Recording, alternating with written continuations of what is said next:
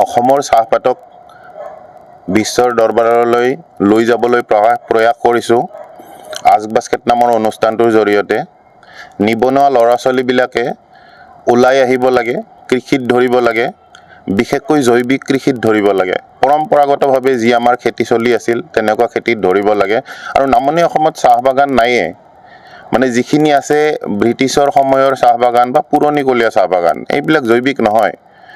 যিটো জৈৱিক, আমাৰ বহুত মাটি আছে নামনি অসমত বা বহুত ল'ৰা ছোৱালী আছে, এনেই মাটিবিলাক পৰি আছে।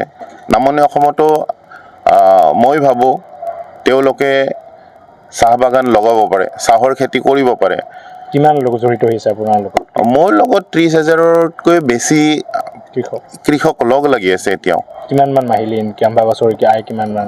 বছৰত তেওঁলোকৰ প্ৰতিজন কৃষকৰ বছৰেকীয়া ইনকাম 6 লাখতকৈ ওপৰত।